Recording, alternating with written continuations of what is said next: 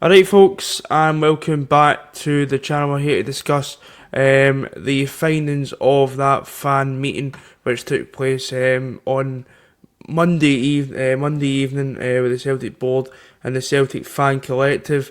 I'm joined by Alistair to go over everything. What is the new episode of Rant About the Board yet again. Alistair, how you doing? Yeah, fine, Josh. Absolutely fine. Aye. I'm just gonna get straight into it. I'll read what I'll do is I'll read the fan collective statement first, and then it was accompanied by a statement from Celtic.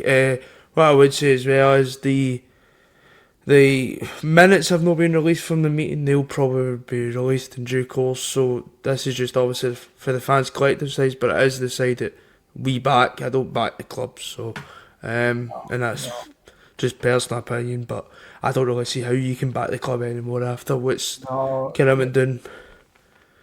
the complete disdain they've shown in this, and even after Monday night, as the headline says, everybody's to blame, but then they're doing a great job. I Aye. don't believe that for one single second.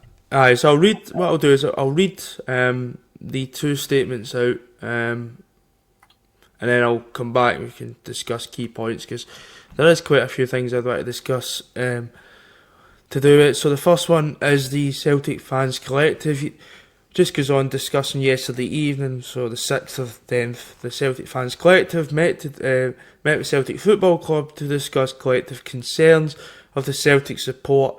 The meeting was to seek answers to questions addressed to the Celtic board in an open letter of the 3rd of September 2025, which amassed over 420 signatures. We are one of those signatures, as well as to understand what lessons have been learned and what changes will be made to avoid similar mistakes being repeated. Representing the Celtic board at the meeting was Michael Nicholson, Chief Financial Officer Chris Mackay. Also in attendance was John Paul Taylor, the Support and Liaison Officer, Kevin McQuillan, the Head of Commercial Operations, George Campbell, the Head of Legal and Government, Mark Hargreaves, the Head of Safety and Security Operations. At the beginning, it was laid out representative of the collective clearly laid out the context which brought us to this point and set out the collective's expectations of the meeting. It was made quite clear that the collective expected reasonable answers to the existing questions and some form of tangible action points moving forward. The collective acknowledged that while the positions of Michael Nicholson and Chris Mackay are in our view untenable, there was no expectation of agreement or progress on that during the meeting, and discussions would remain respectful and conservative. Fair enough, these, because I would have struggled. The meeting was structured by working through the questions of the open letter, although there was some natural deviation. A recurring theme throughout all the answers and discussion was a lack of humility, awareness, and accountability. Surprise, surprise. Oh, At various points, the club deferred to communication and perception being the causes of concern rather than the structure, performance, or culture. The club also repeatedly questioned and rejected the premise of questions. The club defended its football and strategy. I'm trying not to laugh here while reading this. Although it accepted it could be better communicated to fans. It's took you this long to realise that. Although overall, the club believes the football and strategy is working and has pointed to participation in European competition as an evidence of success. I'm really trying hard not to laugh here. Similarly, the club defended its transfer strategy, citing different factors for transfer activity being difficult. For example, tax laws in different European countries. That's a new one. While pointing to examples which they believe is evidence of the strategy working. The club said that the transfer business involves a multidisciplinary model and no part of that model has ultimate authority. However, it did see that there are thresholds where the board of directors must authorise increased transfer payments when pressed on this point. The club claimed that emails would be sent to board members for authorisation where necessary. I mean, Jesus Christ. When pressed on accountability for failings, the club rejected the premise of the question but referred to initial reviews and the experience of long-serving non-executive directors. I all know that is. The club provided little evidence of an independent oversight and no belief that substantive change may be required. The allegation of a senior club official briefing against the manager to the Sun was described as closed by Michael Nicholson. The club was unwilling to divulge much information, although claimed a conversation took place between the board and the manager.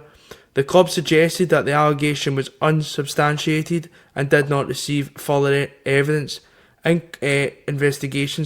In conclusion, the collective expressed disappointment that the club remained unwilling to engage in meaningful on questions of leadership and governance and accountability. The meeting produced no tangible outcome, with and many participants left with the view that the club's leadership remains detached from the concerns of the supporters and reluctant to confront the need for change.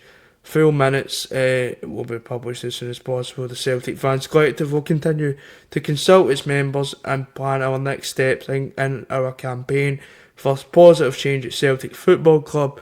It is a strong belief that yesterday's meeting was necessary and urgency of change.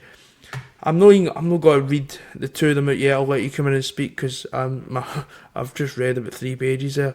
Take a breath, mate. The key points, I would say, the one that really sticks out at me was the new excuse. I've never heard this one. European tax laws. Now, I might be completely wrong. I'm not a financial expert, right? But I have never ever heard a football club moan about European tax laws. You don't hear fucking, you don't hear, what's a club? Borussia Dortmund. You don't hear, other clubs going on about European tax laws and all this rubbish. It's absolutely, it's mince. It's just complete mince. I mean, the clubs excuses, Josh, are actually getting worse. We've had 3 statements from them, and I know you're going to go on to the clubs, but I don't think any of us should be surprised that nothing tangible's come out of that meeting. I think we all expected that, but to use tax law in European countries as an excuse, and then to have the goal to say nothing is see here when you're beefing against your own manager. Aye, it's ridiculous. And the other key point in the statement is, I'm just going to go in order here. There was also a bit in the statement I think I forgot to read out that was basically talking about transfers and how all transfers are apparently earmarked by the manager. Right, so explain this to me then. Why did Brendan Rodgers come out at the start of the season when asked about Shinya Mader and Hayato and Amura and sit there and say they were club signings and I don't want them. So who's a liar then? Who's lying? Who's lying? There's somebody lying. He's clearly. And do you know the complete disrespect? The complete disrespect for them to sit there. They lied to us in that statement. That Saturday night statement they brought out.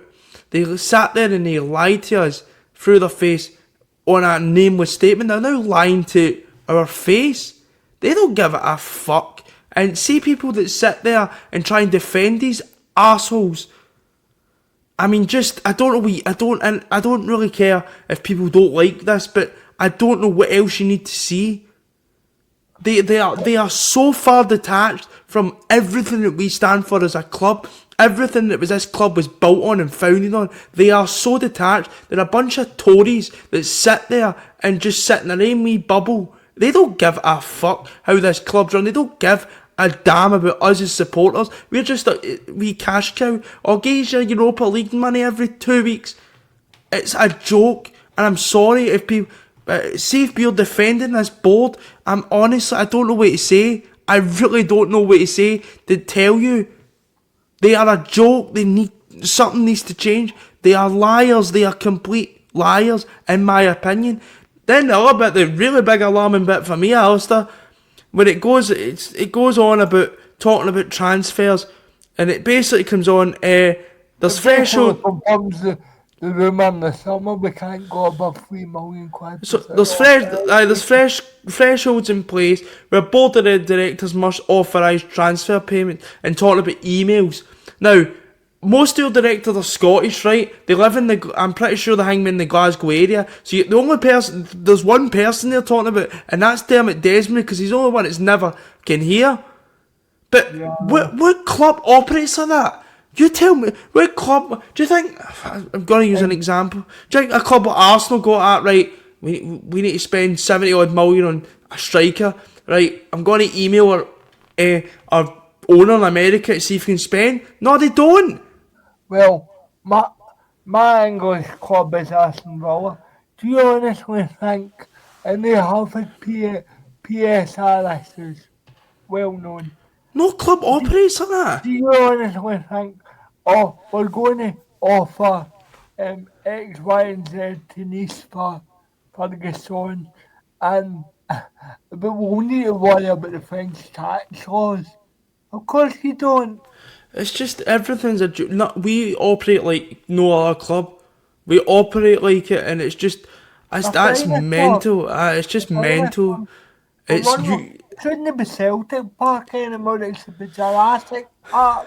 If you at the start of the window, if you have a proper meeting with whatever the board members not and say, right, this is what our budget's going to be, then you don't have all this. Oh, we need to email this. So you're telling me you need to email 100 people at Celtic? Can we spend 5 pence? Can we spend a pound? Do you It's know what? it's Do you know just what? No, I oh. need to get this out. Do you know what it's like? It's like we're needing a left back, right? And above £3 million, we need to phone the no the owner, by the way, the majority shareholder. Fuck off. Right, aye. So there you go, there's that part. Then the final bit, right? The final bit. They sit and say there's no investigation into the leaks at Celtic Park. By the way, this is another thing when they hypocrite themselves. So who's the liar then? Because Brendan Rodgers came out in 3 weeks ago and called the guy, whoever it was, a coward, but they don't see any Yeah, means in investigation. I'll be honest. Who's Let Checky? them, Who's let Checky them get the cheek protecting? to talk about non-executive directors that didn't take a clear voice Aye. to work out who they're for. So somebody's either a liar, it's either Brendan Rodgers, it's either the club, or it's either the journalist who reported it. Now, They've I, never come out and denied the article, and I'm aye, not defending that scummy paper. If you want me to be totally truthful, but but um, nobody has come out and denied it. So if you want me, I honestly think, if I'm Brendan Rodgers, I'm I would have left over this. That's now, just my opinion. I would have left. I'm going to stick up for the journalist here. Do you seriously think, now Roger Hanna was the guy who's reported it, just seriously think, Roger Hanna's, no matter if you like him or dislike whatever, he's one of the kind of more top journalists in Scotland in terms of his longevity and how he's, do you think he's seriously going to risk his career if he's not got any wind of any leaks? Nah, it's not going to happen. Somebody just doesn't go at that, "Oh, I'm just going to make something up, even though I've been in my career for years." It's not going to fucking happen. Well, all the statements, and I'm talking about all three, Josh. The Saturday night statements, the Friday night statement, knew that statement, right? I am going to say There've been contradictions in every Celtic statement you wish to mention. And they think they're treating us for fools. They're treating us for utter fools. And you're right, by the way, they do not give a fuck. Aye, and It's, what? And the thing is, there is a leak in the club because at the end of the day, a journalist just doesn't make an article up without an article of that standard without any wind of something. and That last journalist thought, I need to get this out as well, man, sorry. Um, Brendan Rodgers has no need to work his ticket. So, because he's out of contract in the summer anyway. So that they're more lies. there's a leak They're in the more club. evidence. There is a leak in the club, Yeah, and definitely. if they can sit and deny it to try and keep somebody's pay packet safe. It's delusional. It's Um, delusional. there is a leak in the club because, as I continue to say, a journalist just doesn't come out with that without any wind of getting something. And let's be honest, this club have had previous of leaking stories to the Sun newspaper. So let's Yeah, not they act like this have. is a first a thing with. So in my opinion, there is a leak in the club and they're just trying to save face yet again instead of coming out and fronting their mistakes. And that's been a big thing because I've sat and watched Rangers over the other side of the city front on their mistakes after they obviously got it wrong with Russell Martin. They come out and people might not want to hear this because it's about rain. I don't care. I'm going to sit here and be honest. The difference in terms of how they're run, in terms of the communication side of it, is night and day because they come out and they basically said, "We fucked up. Sorry, We we better fucked." hope they don't get it right on the park because we're a shambles. No, forget them on the park as a club, right? They came out and they sat there and said, we buggered up and it's our responsibility to get it right. There is no sort of accountability at Celtic. It's everybody else's fault but their own. They blame journalists, they blame in that fruitless statement that they brought out the first time. They blamed journalists, they blamed the media, they blamed everything else. They blame fan media. They just blame everybody else but themselves. They did obviously. I'm going to get into the actual club statement now. They did actually obviously bring the club statement out, which I mean, it's just so in response to the issues raised in recent weeks at the club strategy and operations were invited. We invited representations. We invited. Look at we're doing something. Congratulations of fan groups to meet with Michael Nicholson, Chris Mackay and club executives at Celtic Park. This took place on Monday evening. It remains our intention to provide full minute of the meeting for the interest of the wider fan base. However, 8 months. with content already being distributed online from the meeting, we're also providing an earlier update. The club sought to commit openly on these issues, raised to the extent that it's possible to do so without prejudicing the club operations and confidentiality with knowledge of the club. It's not where it wanted to be at the moment, and that we have not achieved all our objectives in the summer transfer window in Champions League, and that mistakes have been made from which we will learn from. We will recognise the concerns raised, share the frustrations of our supporters and valued the opportunity to hear from the supporters last night. Absolute lies. Our immediate objective is to seek and make progress without negatively impacting the team on the field of play, and that we continue to focus on delivering success this season. We intend to issue minutes soon, but outputs from the meeting include commitment to seek to ensure supporter involvement in meetings with Police Scotland regarding the Fairhurst report, the review and development of supporter engaged processes and progressing a new safe standing working group. The club offered to continue to meet with supporters organisations moving forward and is committed to ongoing dialogue with our support. We have always engaged in regular discussions with supporters group and will continue to do so with the aim of ensuring that we work collaboratively, positively, in the best of interest of our team on the pitch and our club as a whole. I'm honestly, see, sum these two statements up and what obviously has happened with the meeting. I mean, honestly, it can be summed up. It can be summed up by this. The statement reads as follows. Go away. Mind your own business. Gi's a break. It's no our fault. We're just custodians. Gi's money. Thank you. How many times has that clip been used over, or mentioned? It's genuinely, it's the same. That is basically what they've told this the collective last Monday night. Sorry, it's not your fault, and piss off.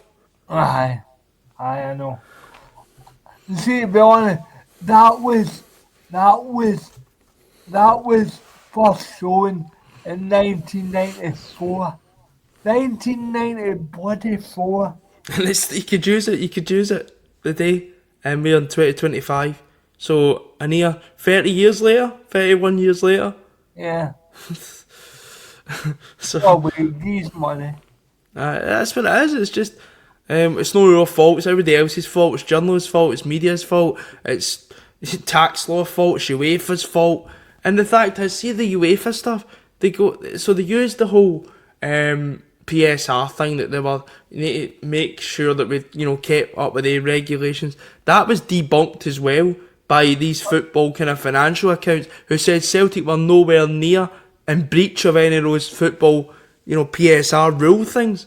So it's just everything that comes out their mouth is just lies, and the joke makes it even better, Alistair. They've not just lied to us in a statement, they've lied to a group of supporters, the people that put